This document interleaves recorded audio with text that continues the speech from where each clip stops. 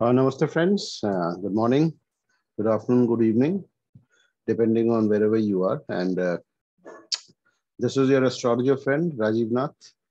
और yesterday कल मैंने एक वीडियो डाला है जिसमें क्या है announced starting of my new Vedic and KP batches. So just to be in touch and to give you an idea of how I am going to teach, what I am going to teach. आज मैं एक छोटा सा एक demo video डाल रहा हूँ to demonstrate.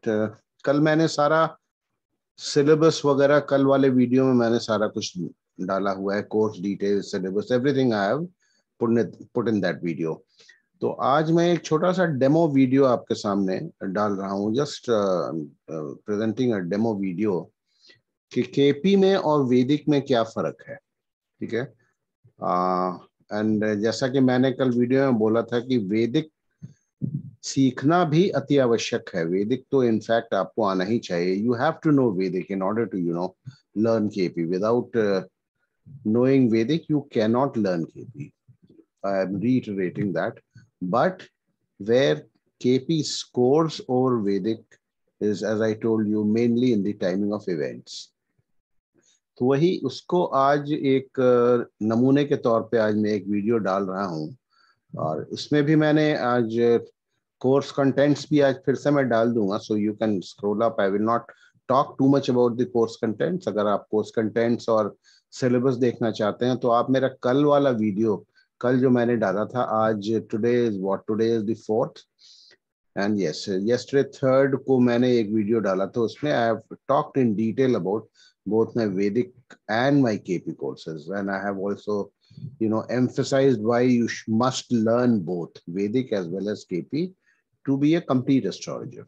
So anyway, so without wasting time, I'm just going to आज एक मैं छोटा सा वीडियो अब डाल रहा हूँ. जैसा आपने थंबनेल में देखा होगा, देखिए मैं आपको ये थंबनेल दिखा देता हूँ. Okay, 1 second.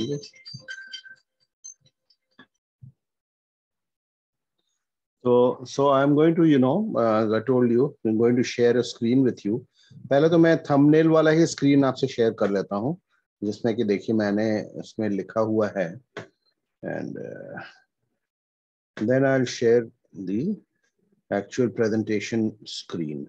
Here, see now. This again, everything remains the same. New KP and Vedic batches starting in May 2022. I have not fixed up the date yet because I told you in yesterday's video, depending on how my batches and when my batches are formed. So you see, I need at least,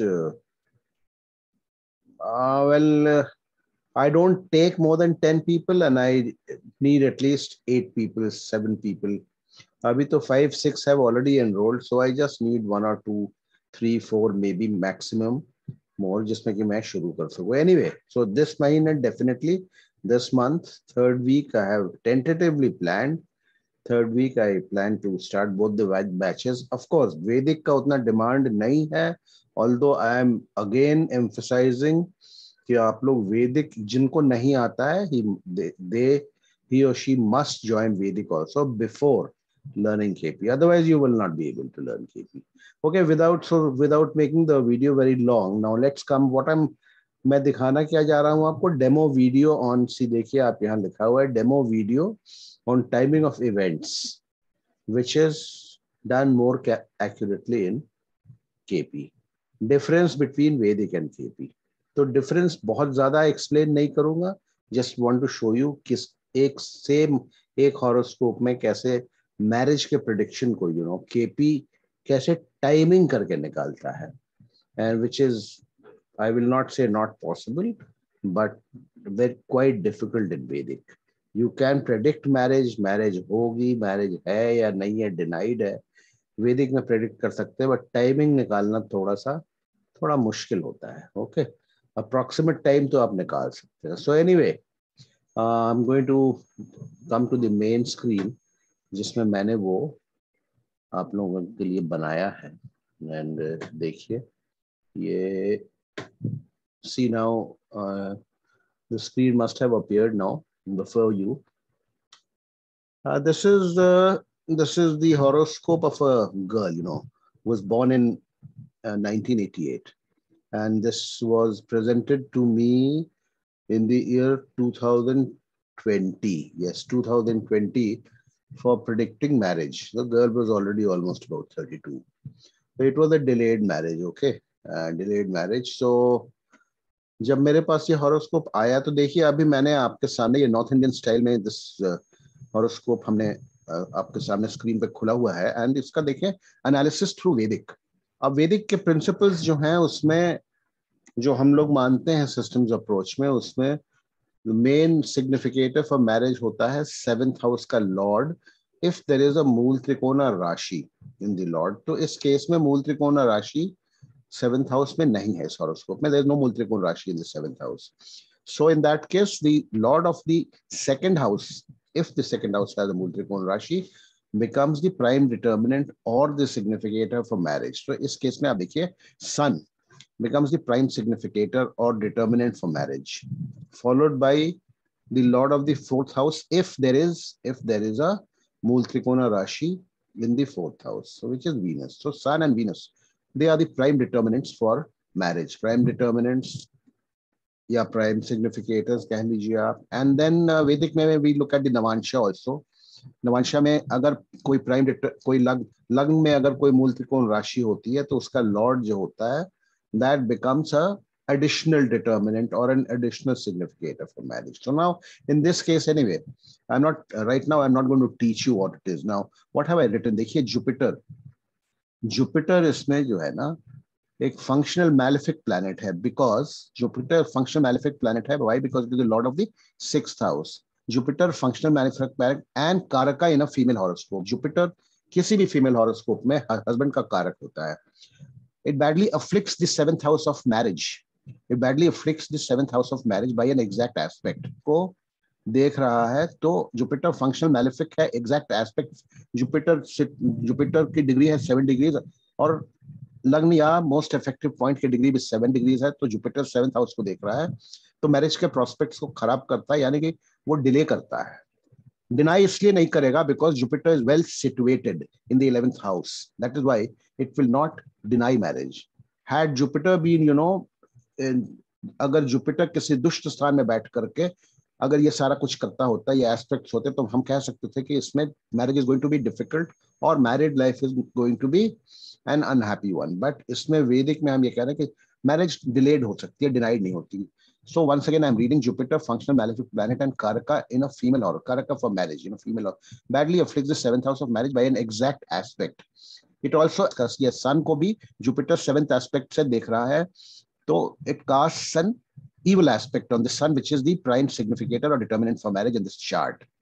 With an exact aspect, Saturn, again a functional malefic planet because it is lord of the 11th house, aspects the Lagna lord in the 12th with an exact aspect.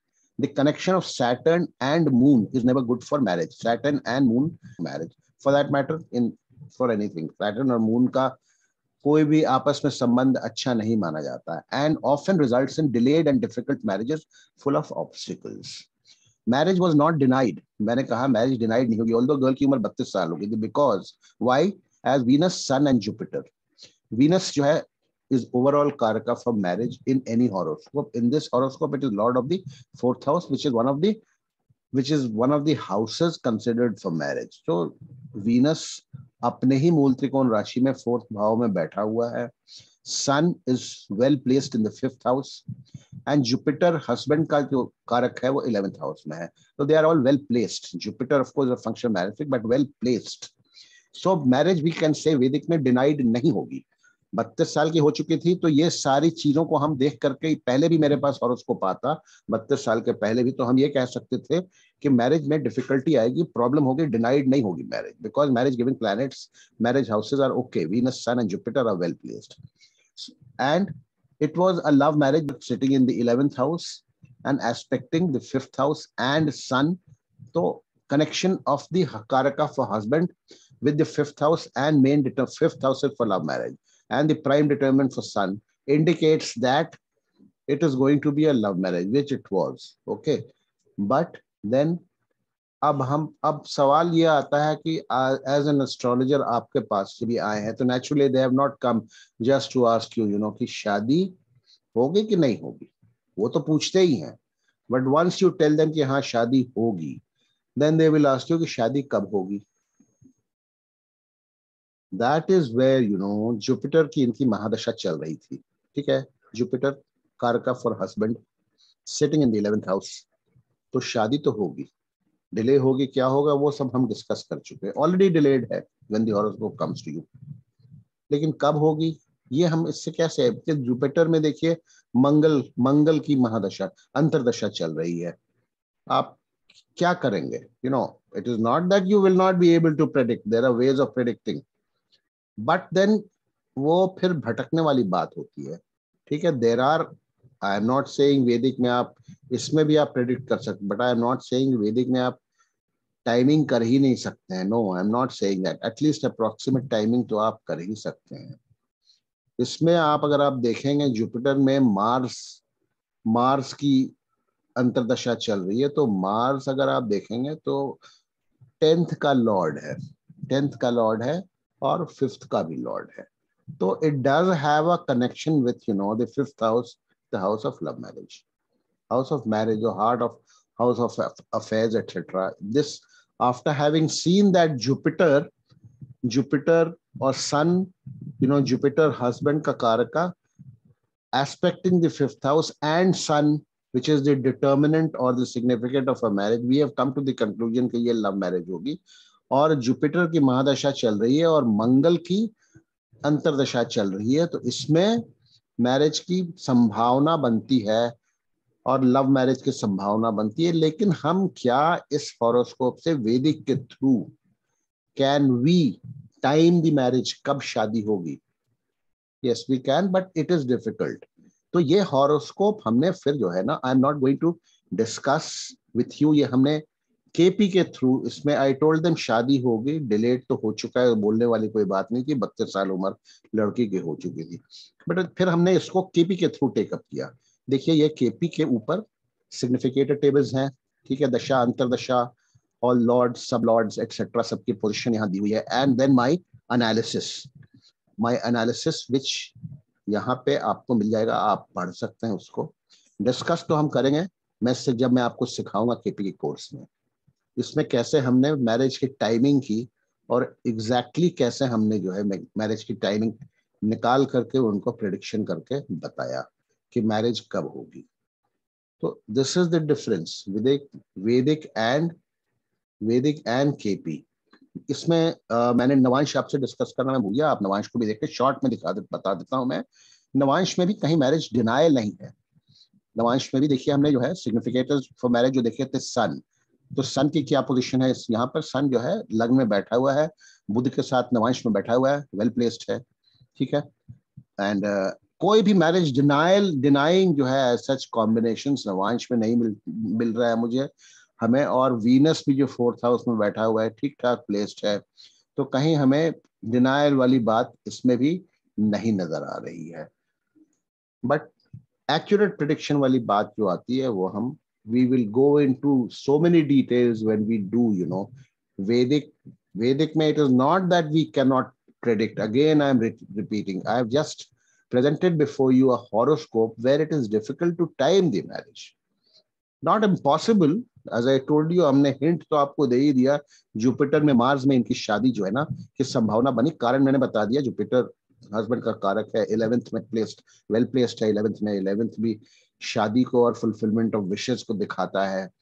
और Mars जो है 5th house का Lord है, 5th house का Lord है, और उसकी अंतरदशा चल रही है, भाग्य स्थान में जुपिटर के भाव में बैठा हुआ है।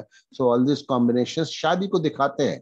बट अब किस डेट को शादी होगी, जुपिटर में मंगल की अंतरदशा तो देखिए तकरीबन 1 साल की है, एक सवा साल की है, उसमें कैसे टाइमिंग करेंगे आप? So that is where KP comes to the rescue.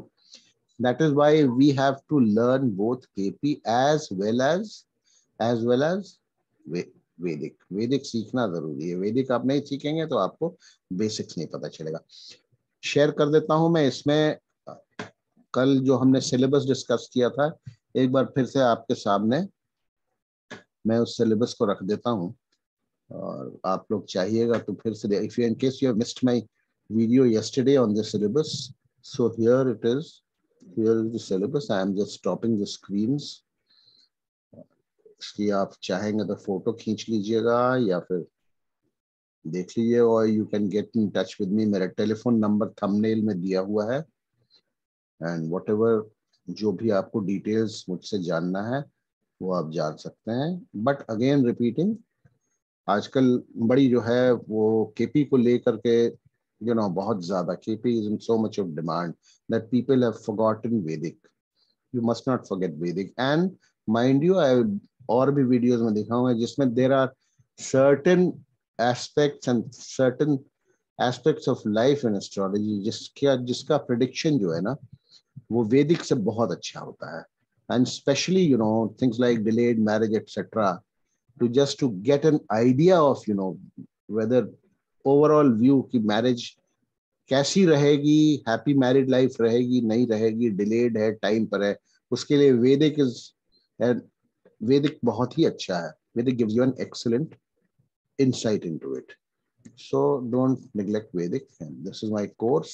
इसका कल का वीडियो आप देख सकते हैं, और अगर देखिए हो सकेगा तो मैं डिस्क्रिप्शन में कल वाले वीडियो का अपना लिंक भी डाल दूंगा। So thank you very much for watching, and have a good day, and if you have not subscribed to my channel, please do it. Okay, goodbye and namaste. Do join my course. Bye.